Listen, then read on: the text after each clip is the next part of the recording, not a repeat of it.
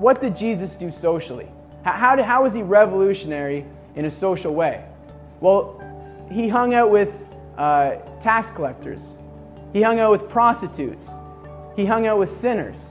And the Pharisees called him on this. The religious leaders of the day, they called him on this. Why would you hang with such a lower class of people? Jesus touched the untouchable. And he cured the untouchable. He cured the unlovable, the demon-possessed, those that were screaming. And I would say he was revolutionary. And so that's why this talk tonight is called Jesus the Revolutionary. I guess Jesus didn't think too highly of the religious people of his day, unless I'm reading that wrong. Not only did God not come to abolish the law, to get rid of the law, he actually called us to a higher standard. You know, what he called us to was even tougher than what the religious leaders of their day were following. They just followed the letter of the law, but he called us to a higher standard with regards to the law. See how this, see if what I'm saying is not true. I am now the vine. I replace Israel. Now you say salvation comes from the Jews. Well, yes, it did come from the Jews, but didn't Jesus come from the Jews? Jesus came from the Jews and he said, salvation is through me alone. I am now the source. No longer, Israel, are you the source of salvation. And this was revolutionary.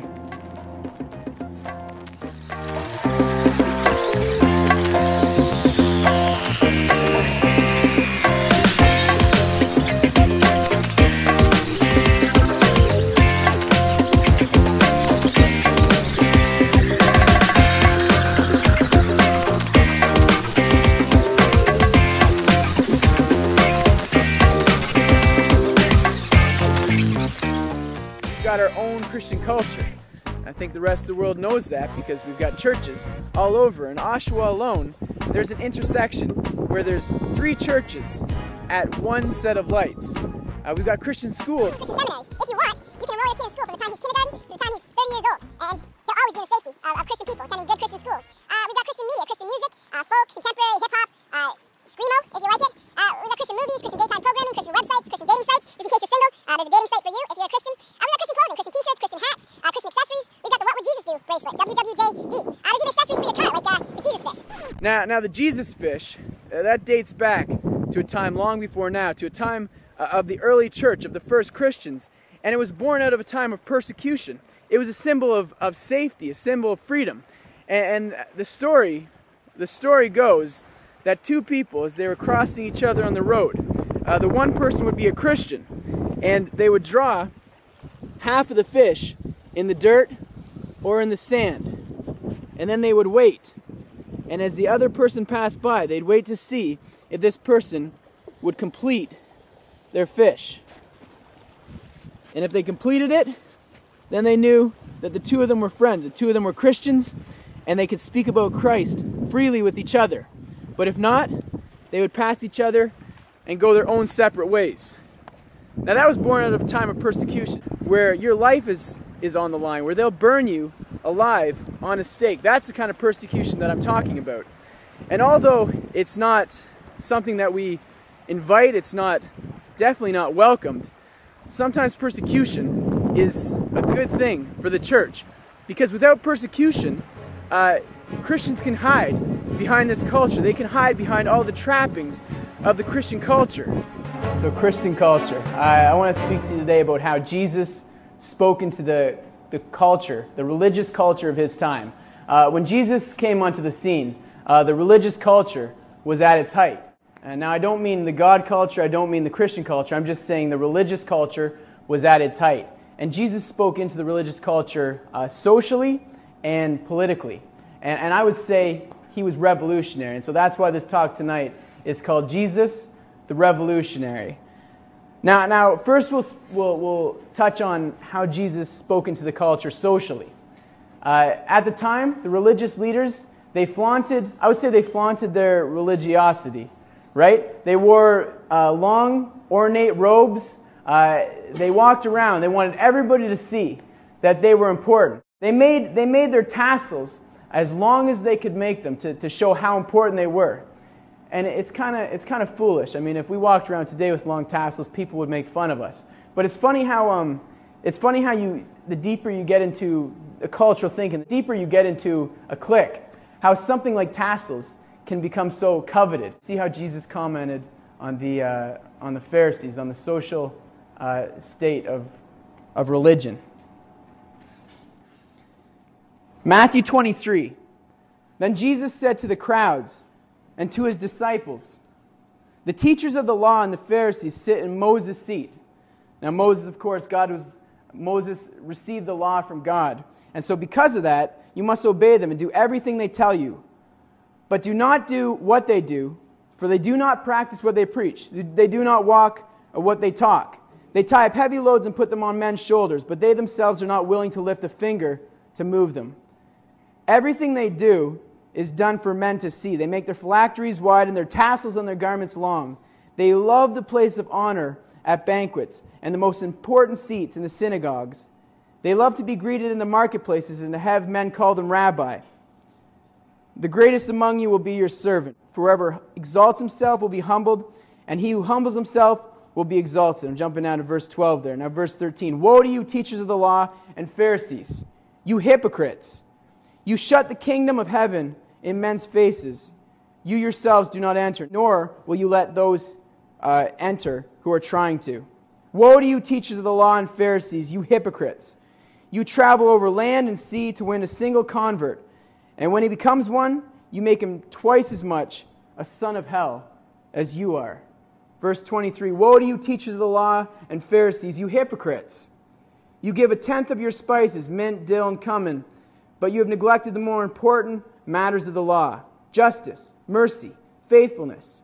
You should have practiced the latter without neglecting the former. You blind guides, you strain out a gnat, but swallow a camel.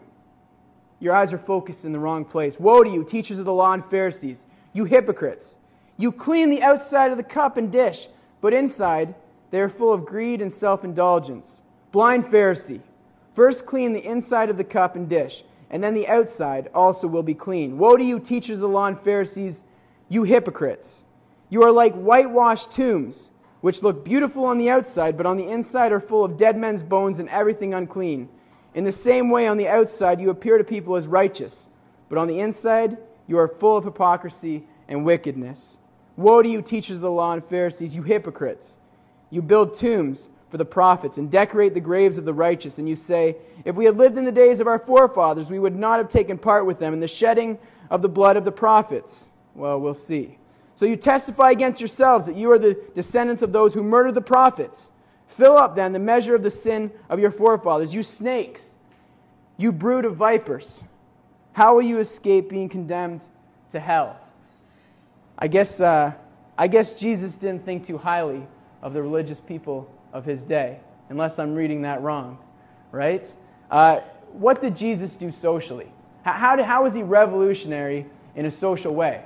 Well, he hung out with tax collectors. He hung out with prostitutes. He hung out with sinners. And the Pharisees called him on this. The religious leaders of the day, they called him on this. They said, what are you doing hanging out with these... You are an important man. You know, if at least you claim to be an important man like us, why would you hang with such a lower class of people? And Jesus said, well, the doctor doesn't come for the healthy. The doctor comes for the sick. He hung out with the untouchables. He touched the untouchables, people who had leprosy, lepers. Now, in that day, they knew very little about leprosy. And actually today, we still know very little about leprosy. There's still so much we don't know about it. It was a terrifying disease. It was contagious. If you were found to have leprosy, you were thrown out outside of the city walls, and basically they'd form their own colonies of lepers, and they'd all just hang out together. It was a terrifying thing to have. Your nose would decay and fall off, your ears would fall off, your lips would fall off soon after, and then parts of your body, your fingers, people would be missing fingers. And this was a terrifying thing, but Jesus touched the untouchable, and he cured the untouchable. He cured the unlovable, the demon-possessed, those that were screaming in the tombs and outside in the most terrifying places. He went to the unlovable, and he cured them. He even cured a man who had a withered hand on the Sabbath. And of course the religious leaders were terribly offended at that. How dare you do good on the Sabbath? You know, how dare you do good on the Lord's day? Come on, guys, give your heads a shake, right? But this is the religious leaders of their day, and they get so focused that they strain a gnat and they swallow a camel, right? But Jesus called men to a higher standard. The religious leaders, they lived by the letter of the law. So they knew the letter of the law. They knew the law extremely well. They had laws and laws on top of laws, and they knew them extremely well. But they missed the heart of the law. This is something that eluded them, didn't make sense to them. I'm going to turn to Matthew chapter 5. And I want to read you, I'm not going to read the whole Sermon on the Mount because it's three chapters long. But I'm just going to pick out some points for you. What Jesus taught, which was totally revolutionary and totally countercultural to the religious thinking of the day. This is the Sermon on the Mount. It's revolutionary. Blessed are the poor in spirit, for theirs is the kingdom of heaven. Blessed are those who mourn, for they will be comforted. Blessed are the meek, for they will inherit the earth. Blessed are those who hunger and thirst for righteousness, for they will be filled. Blessed are the merciful, for they will be shown mercy. Blessed are the pure in heart, for they will see God. Blessed are the peacemakers, for they will be called sons of God. Blessed are those who are persecuted because of righteousness, for theirs is the kingdom of God. Blessed are you when people insult you, persecute you, and falsely say all kinds of evil against you because of me. Rejoice and be glad, because great is your reward in heaven. For in the same way they persecuted the prophets who were before you. And then he says, do not think that I have come to abolish the law or the prophets. I have not come to abolish them, but to fulfill them. I think sometimes people, they get a wrong sense of Jesus. They figure that the God of the Old Testament and Jesus of the New Testament are on a different page, or on a different wavelength. God was all about rules in the Old Testament, and then Jesus came and said, hey, don't worry about the rules. Don't worry about anything. We're living in a period of grace, and hey, take it easy, sit back and relax. I think what I'm going to prove to you, or try to prove to you tonight through the Word of God, is that not only did God not come to abolish the law, to get rid of the law, He actually called us to a higher standard.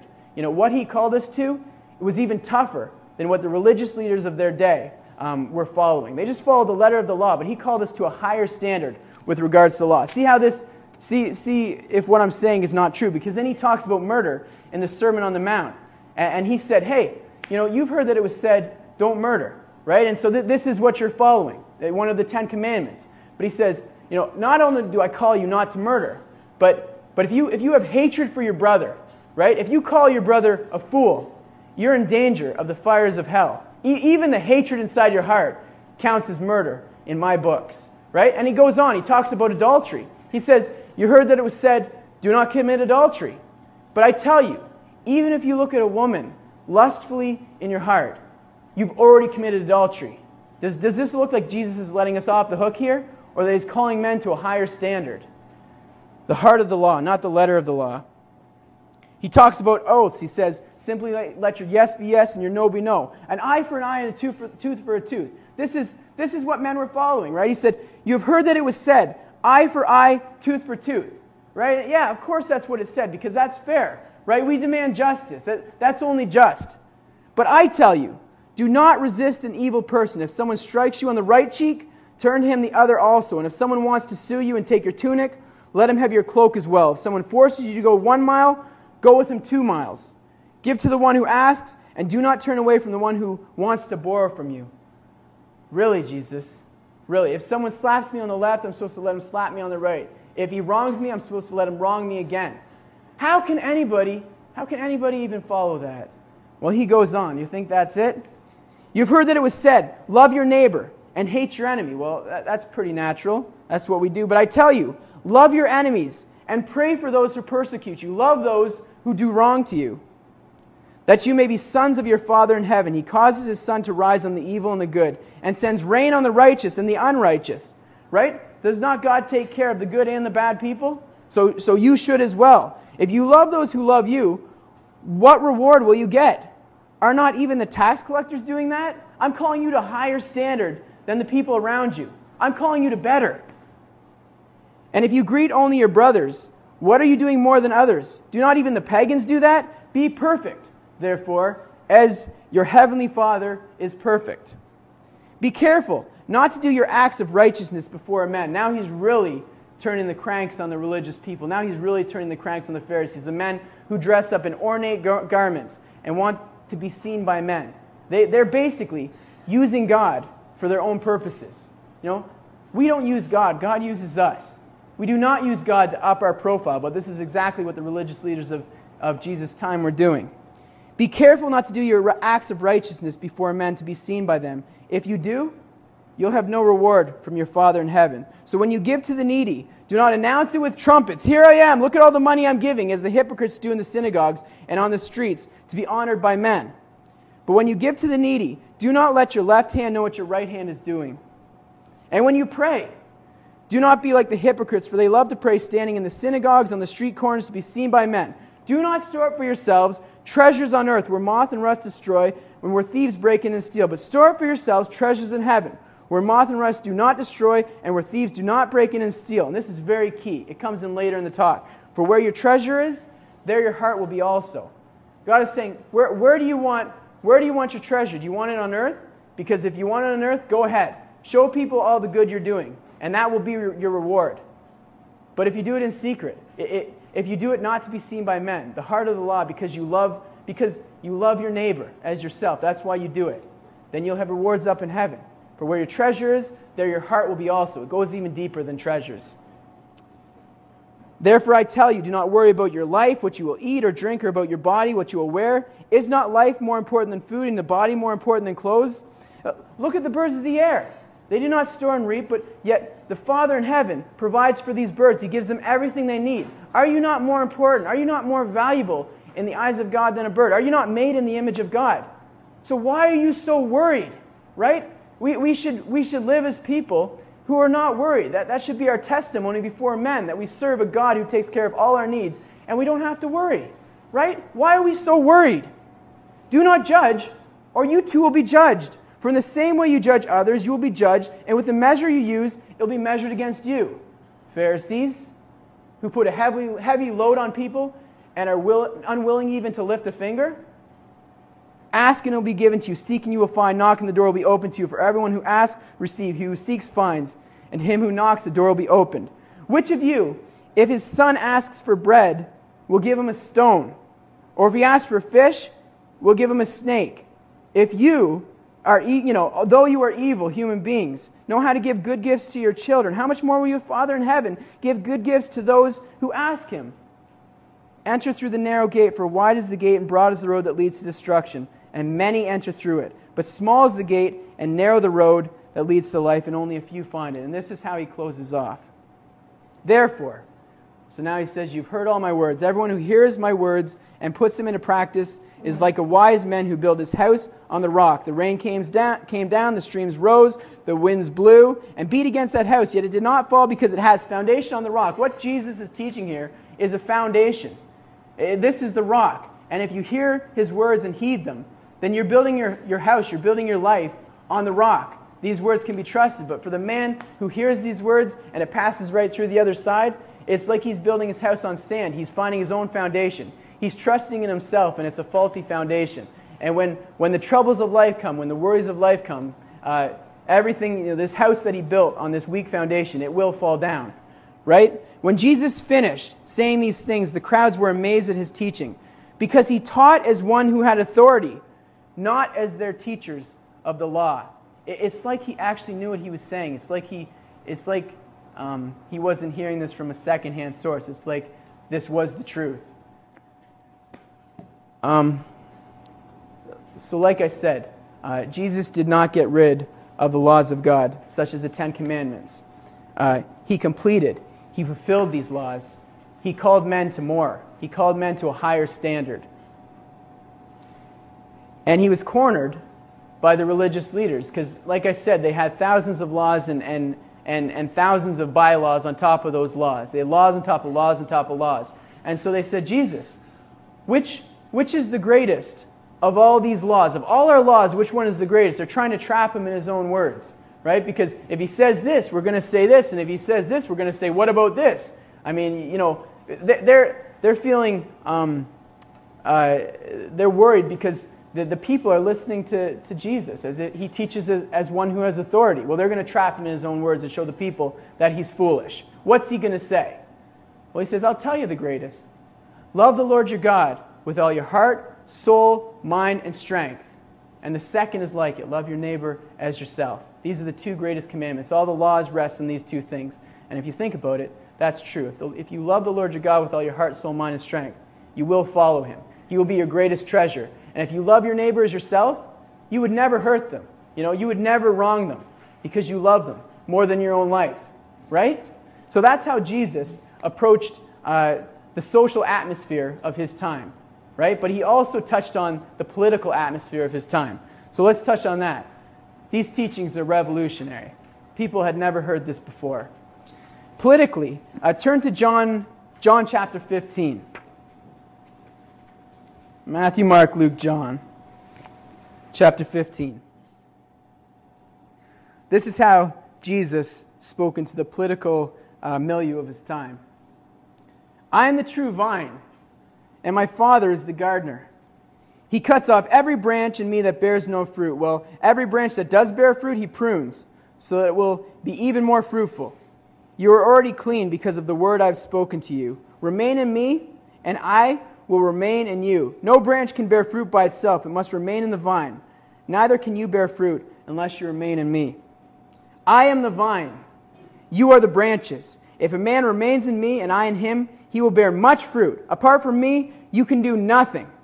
If anyone does not remain in me, he is like a branch that is thrown away and withers. Such branches are picked up, thrown into the fire, and burned. If you remain in me and my words remain in you, ask whatever you wish, and it will be given you. This is to my Father's glory, that you bear much fruit, showing yourselves to be my disciples. As the Father has loved me, so have I loved you. Now remain in my love. If you obey my commands, you will remain in my love, just as I have obeyed my Father's commands and I remain in his love. I have told you this so that my joy may be made in you and that your joy may be made complete. My command is this: love each other as I have loved you. Greater love has no one than this, that he lay down his life for his friends. You are my friends if you do what I command. I no longer call you servants, because a servant does not know his master's business. Instead, I have called you friends. For everything that I learned from the Father, I have made known to you.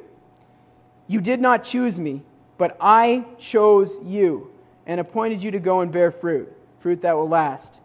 Then the Father will give you whatever you ask in my name. This is my command: love each other.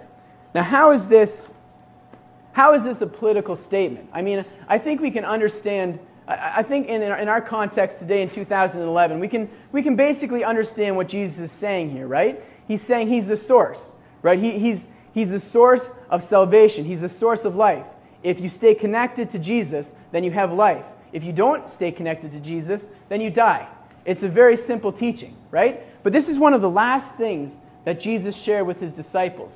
And it was a showstopper. Shortly after, he was put to death. What was so politically natured about this whole vine thing? Well, let me explain it to you. In the temple in Israel, they had a place called the Holy Place. Above the Holy Place, there was a curtain, and above that curtain, there was a vine. This vine was made of solid gold. It was a solid gold vine with solid gold branches, solid gold leaves, and solid gold clusters of grapes. The rich people that belonged to this temple would actually donate towards building up this vine. They were always contributing toward this vine. They were always building up this vine. This was the pride of the nation. This was their pride, this vine. What they were saying is they were saying, we are the source of light for the entire world, because God gave the promise to Abraham. We are the descendants of Abraham. We are the vine. Israel is the vine. We are the light bearers of the truth. So we are the source of life. If you want to have life, you come to Israel, because Israel has been given this by God, right? And Josephus, I don't know how many are familiar with Josephus, but he was a writer at the same time as those who wrote the Bible. He wrote different extra biblical accounts. So what he wrote, he's not a biblical writer. He was just another person writing at the time of Jesus. And most of these documents have been lost. But thankfully, God has preserved the writings of this man Josephus. And he said, these clusters of grapes, these golden clusters of grapes, were the size of a man. They were huge, this big vine. This was the pride of the nation. But what Jesus did is he said, I am the vine. He took credit as being the source of life. He said, no longer, Israel, are you the source of salvation.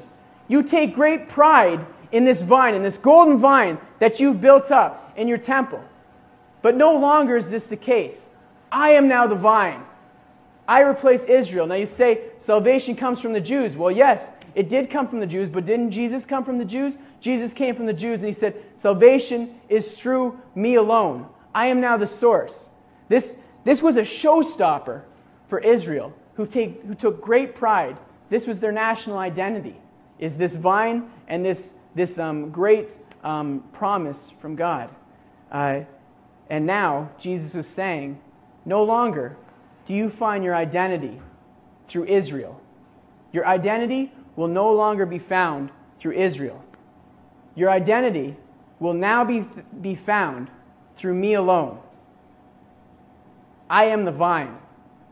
This was a revolutionary statement. I am replacing Israel.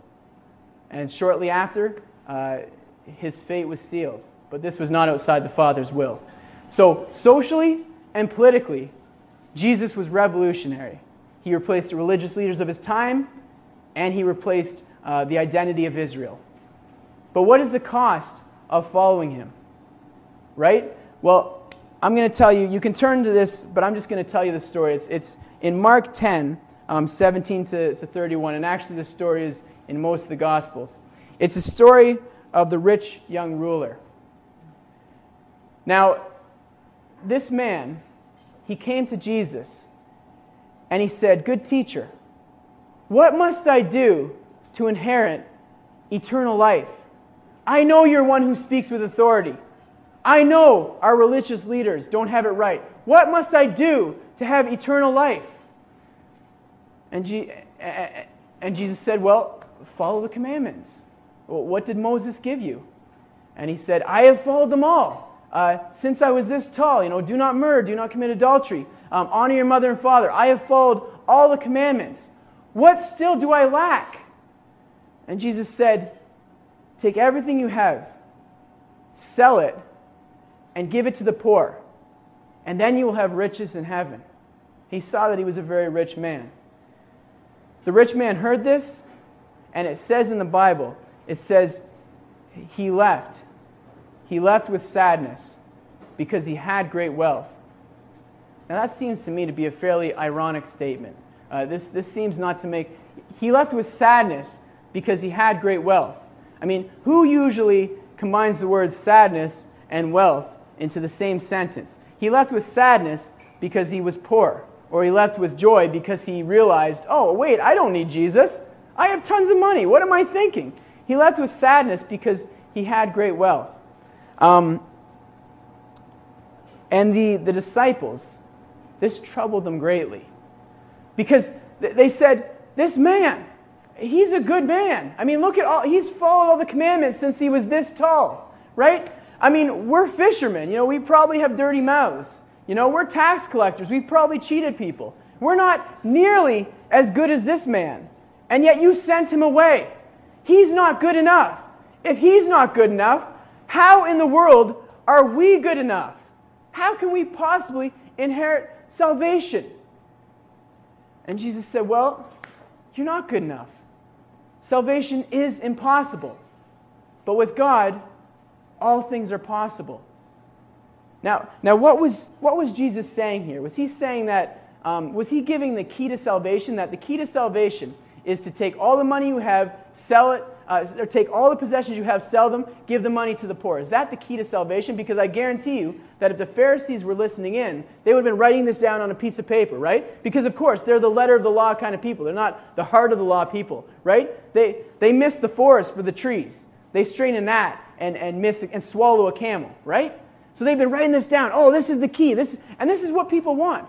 People want to just know a key to salvation. People want, this is what makes this Bible so revolutionary and yet so frustrating, is it's not 10 steps to heaven. It's not 5 steps to heaven, right? Because nobody's good enough. That's what the Bible teaches. This rich man wasn't good enough. These disciples surely weren't good enough, right? But everybody wants to get to heaven by their own merit, on their own works. But Jesus said, no, for as by grace you've been saved through faith. This is not of yourselves, not by works. It's a work of God, so that no man can boast.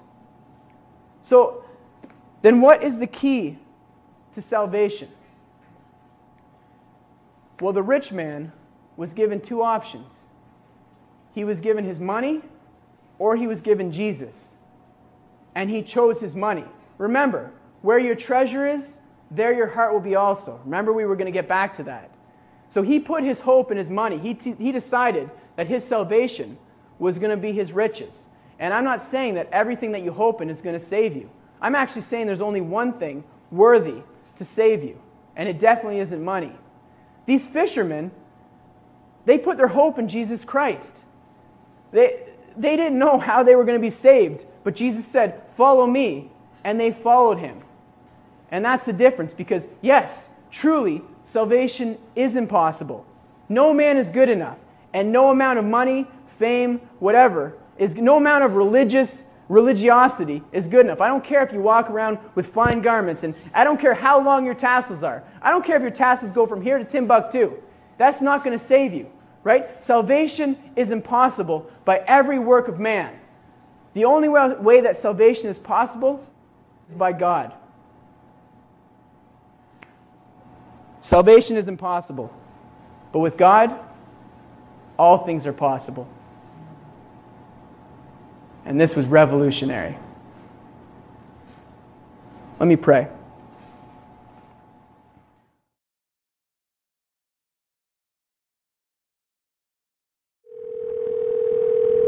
Hello?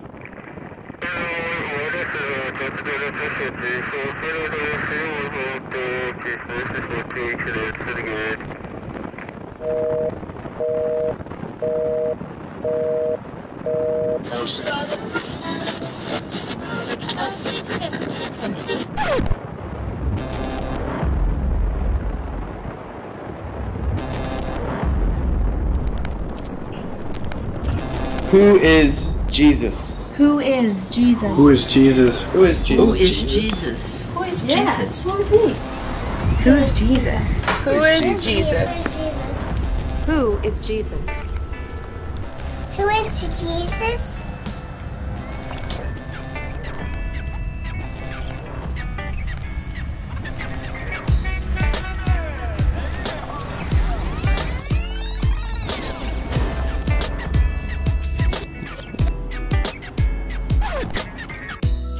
In the beginning was the Word, and the Word was with God, and the Word was God. He was with God in the beginning.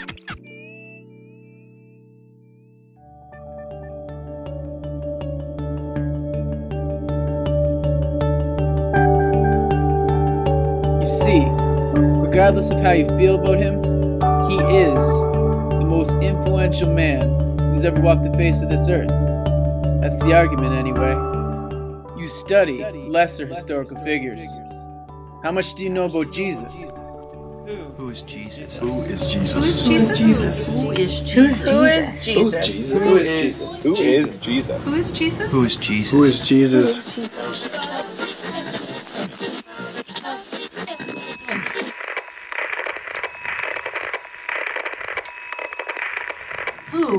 Jesus? Jesus.